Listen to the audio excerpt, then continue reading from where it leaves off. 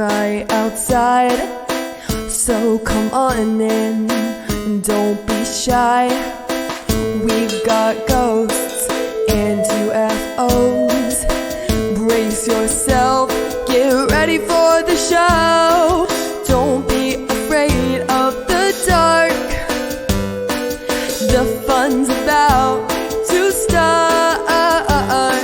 Nightmares or tales will inspire. Oh, tonight at the Scaredy Campfire.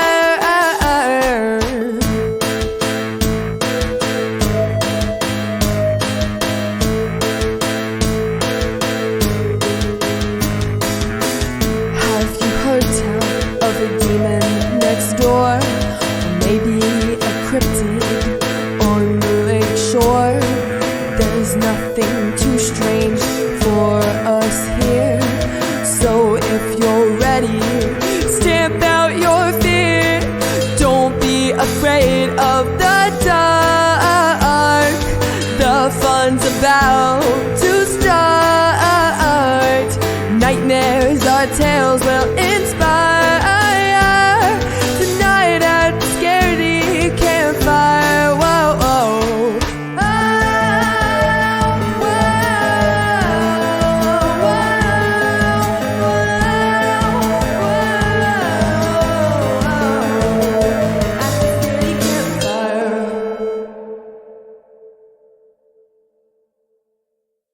Welcome back, campers. The fire burns low for episode 29, and the woods have grown restless. You can almost feel it, the pull of something unseen standing just past the tree line. Tonight's story comes from those who tried to explain the unexplainable and failed. They remind us that even when we demand reason, the darkness has its own answers, and they rarely comfort. From Reddit user LupoAnthropophagus89 comes a story that begins like many others, with the hum of ordinary life, the quiet comfort of routine, the sound of cats padding across hardwood floors. But sometimes the ordinary cracks and something slips through them. Something that shouldn't be seen, yet wants to be. What started as faint slaps against the floor soon became something far more tangible, something that moved, that watched, and that didn't belong to this world or any that makes sense. Once is coincidence, but when it returns and it stares back, that's when the real horror begins. I'm a paranormal lover and always thought it was fascinating. That is until a few weeks ago. Now, mind you, I haven't experienced anything weird up until now. We've lived in this house for just over 2 years. I am a paranormal lover. Always thought it was fascinating. That is until a few weeks ago. Now, mind you, I haven't experienced anything weird up until now. We've lived in this house for just over 2 years now. The first encounter was just a few weeks ago. I was feeding my cats, one who was around the corner of the hallway and one whose bowl just out from the corner so you can see clearly down it. I want to say that my cats will always prioritize food over anything else, but I dumped the food into the second cat's bowl, and that's when I heard a slapping sound from the end of the hallway. Not slapping of hands against another. No, it sounded like hands slapping on hardwood floor. I looked up to see a flesh-like mass move just out my view. I thought I had seen things, until I looked down at the cat below me. She had ignored the food bowl and was staring wide-eyed down the hallway too. I chalked this up to me being sleep-deprived and didn't like the feeling I felt when I saw it. Then Saturday, I had just gotten off of work and we were lounging in the den upstairs, both cats once again resting in the room with us. Then we heard thump, thump, thump, as what sounded like running feet upstairs. Now we have neighbors, so I assumed at first the sounds were them ascending or descending the steps. Then suddenly a flesh-like mass ran across the doorway, and I saw it this time. It did not have human features. Its face looked like if you removed eyes, ears, nose, mouth, and hair. A head-shaped flesh-colored thing as it passed us by. Now again, the cats watched it happen. Once it passed, they both freaked out and ran from the room. I looked at my partner, who was beside me, and she too heard and saw it. It looked like it had run into the room beside us, so I went to check in case it was an intruder who broke it. The room was empty. Nothing under the bed and no areas to hide, as it had only the room. No closets, no attic. Normally I would be excited for a paranormal find, but the feeling I got both times was a mixture of dread and rage. I'm going to attempt to capture this thing if I see it again, but my partner refers the approach to ignore it, as she believes it's not a ghost but something darker. I want to follow that idea, but even after the first time I shrugged it off. So why is it back? Originally, I wanted to post for advice, but being able to talk about this is help enough. Edit. Wow, did not expect so many responses. I want to thank everyone for their recommendations. Alas, I believe it feeds off our attention. I will not be exorcising or setting up a camera yet. While I know a lot of you wish to witness it, but I am using that as a last resort to show people and seek guidance of that. I also had a number of questions of what I saw. I only got a good look upon the second time encountering it. As I stated, it had what I thought was a head, what I thought was a torso and legs. I did not see arms, and it just looked like a mass of skin with no features. It was human-sized, and that's why I thought it was an intruder originally. Edit 2. I've noticed a large number of you asking for descriptions. Unfortunately, I saw it only once properly, but even then I moved too fast to be able to make out details. There is more I'm leaving out, but this is to stop giving power to whatever that thing is. So if it seems vague, I'm doing so on purpose. If it gets worse, then I may explore avenues to both record and reach out to it. But for now, I am pretending my house does not have that thing inside it. They say ignoring it makes it lose its hold, that it feeds on fear, on attention, on the eyes that dare to see it. But how do you ignore what doesn't need to be seen, to be felt? The air thickens, the silence hums, and somewhere in the dark, something waits. Skin without a face, rage without a name. And perhaps it's not done reminding them that it's still there. Now, from Reddit user ConstantSoft6335 comes our second story that ties an old legend to a night that should have been peaceful, but wasn't. In Mexico, La Llorona, the weeping woman, is a tale whispered to misbehaving children, a warning meant to scare them straight.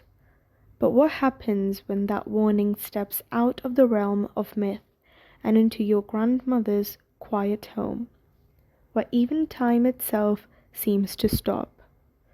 When the air fills with a voice that shouldn't exist, calling out for children she drowned long ago, and her shadow lingers just beyond the window. I'm sure most of you have heard of the legend of the wailing, weeping woman. If not, it's one of the most popular urban legends from Mexico. This story has been told differently from generations. The legend goes that a village woman married a decent, wealthy man. They had 3 children together later on. As the kids grew, he grew more bored of his own wife. He stopped giving her attention. She found out about his affair with another woman at some point in time. The woman grew mad. In her mind, he deserved punishment. The way she did it was by luring her children to a river and drowned them all. After realizing what she had done, she wept and called for them. Mis hijos, ¿dónde están mis hijos? My kids, where are my kids? Growing up in a Mexican culture, some kids were heavily traumatized being told the story from adults. This story would only be told if the kids were misbehaving, and the adults would say she would take us away if we were to misbehave. At least on my end. Even as a kid, I figured it was fake until I experienced it myself. Backstory: my parents were born in a well-known town in Mexico. They were able to become US citizens as soon as my mum got pregnant with my older brother. With that being mentioned, my grandparents stayed in Mexico. A tradition we had as a family was to stay over at my grandparents' house, mum's side, every weekend. We were 4 kids in total, me being the second oldest. My grandparents lived in a quiet neighborhood and everyone knew each other there. Every weekend my family would stay there, but one weekend in particular was different. My parents ended up crossing back to the US, I think to attend a wedding or something, I don't remember. So me and my 3 siblings were left to stay there. Of course, we loved staying with our grandparents. Context: in the living room, they had a set of 2 futons. Every night my grandma would set them up, one for us and the other for my grandma to keep an eye on us. Though the youngest was 2-3 years old and would sleep with her, that left the oldest, me, and the 3rd sibling sleeping on the other. This one was faced in front of a small window covered in a sheer beige curtain. The house was built with what's called a galleria, like a gallery. Basically, there was no front yard, but more like a patio. Fully fenced. They would also leave the light on every night, so anyone who would pass by, you would see their shadows. I was roughly around 7 to 8 years old. The year was likely to be in 2006, in the middle of spring or summer. Encounter. I remember this night so clear because I was extremely scared. My grandma had this entertainment center in the middle of the living room that had those boxed, dome-like TVs with a radio on top of it. It showed a digital time of hour in green. I had trouble sleeping. I kept watching the time go by, and nothing seemed to work. The radio read 1:14. I closed my eyes, shut, to force to sleep. Then I heard the most chilling thing. Mis hijos, ¿dónde están mis hijos? Her voice echoed in the galleria. I was frozen in place. I started sweating. Everyone was asleep. I looked back at the radio. It stayed at 1:14. There was a scream a minute after, and then it went quiet, me remembering the legend being told. I was scared shitless and went under the covers and prayed.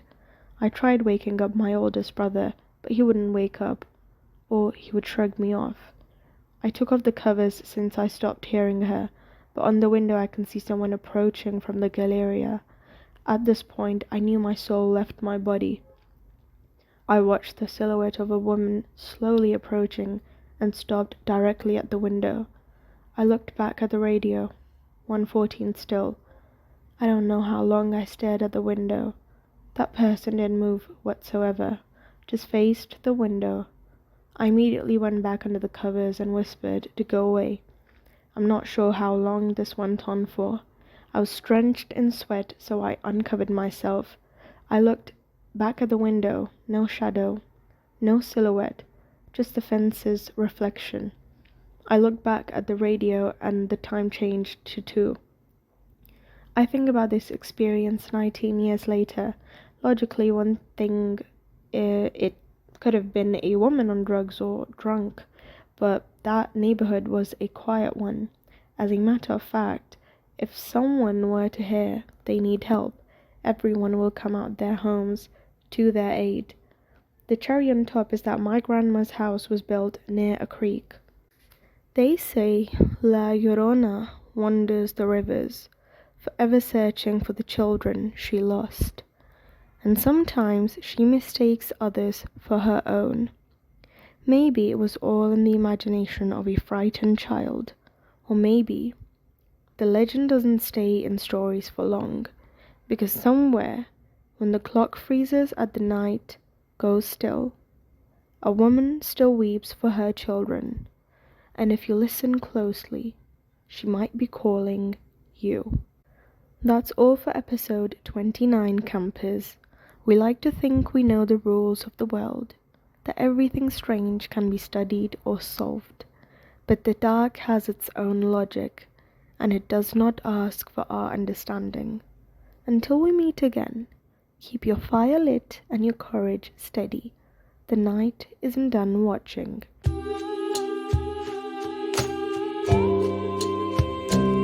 As the night gets longer and the darkness creeps in, with the eerie silence broken only by whispering wind, come gather round the fire, the flickering flames, and hear the tales of the spooky and strange.